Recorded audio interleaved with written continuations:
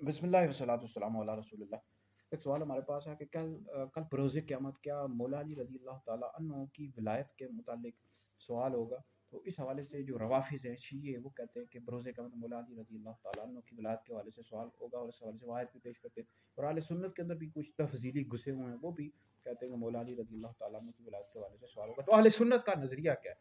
دیکھیں، سورہ صافات ہے، آیت نمبر 24 ہے، وقفوہم انہم مسئولون، انہیں ٹھہراؤ اور انہیں ٹھہراؤ کہ ان سے سوال کیا جاتا ہے۔ اب ان سے کون سا سوال ہوگا؟ تو اس حوالے سے اہل سنت کا کیا نظریہ؟ دیکھیں، آپ المستدرک علی الصحیحین پڑھیں، معجم کبیر طبرانی پڑھیں، مصنف ابن ابی شیبہ پڑھیں، ان سب میں موجود ہے کہ ان سے سوال کیا جائے گا، یعنی جو لوگ اللہ رب العزت کے علاوہ کسی کی عبادت کیا کرتے تھے ان سے سوال کیا جائے گا، مطلب کفار سے سوال کیا جائے گا کہ تم کس کی عبادت کرتے تھے، مسلمانوں سے سوال کیا جائے گا کہ تم کس کی عبادت کیا کرتے تھے۔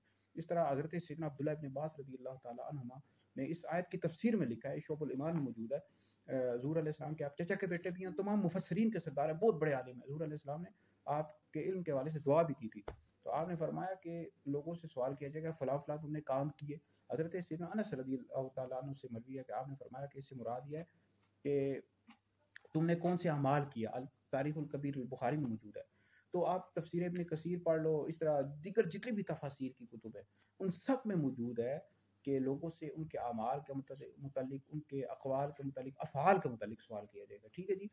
تو یہ اہل سنت کا یہ نظریہ، اہل سنت کی ایک دو کتب میں آیا کہ مولا علی رضی اللہ تعالیٰ عنہ کی ولایت کے حوالے سے سوال ہوگا، یہ بھائی جھوٹا ہے، من گڑت بات ہے، مردود ہے، اس کی کوئی بھی حقیقت نہیں ہے۔ اہل سنت کا یہ نظریہ ہے کہ لوگوں سے ان کے اعمال کے متعلق، افعال کے متعلق، اقوال کے متعلق سوال کیا جائے گا۔ اہل سنت کے اندر کچھ تفضیلی گھسے ہوئے ہیں، وہ اس طرح کی باتیں کرتے رہتے ہیں۔ تو باقی جو رافضی ہیں وہ کہتے ہیں کہ مولا علی رضی اللہ تعالیٰ عنہ کی ولایت کے حوالے سے اور اہل بیت کے متعلق سوال کیا جائے گا۔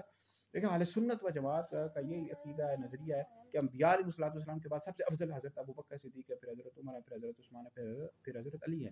جو شخص مولا علی کو حضرت ابوبکر عمر سے افضل ہے، ایسا شخص گمراہ بدین ہے اور اہل سنت سے خارج ہے۔ مولا علی پاک رضی اللہ تعالیٰ عنہ اللہ کے ولی ہیں، تمام ولیوں کے سردار ہیں، ٹھیک ہے جی۔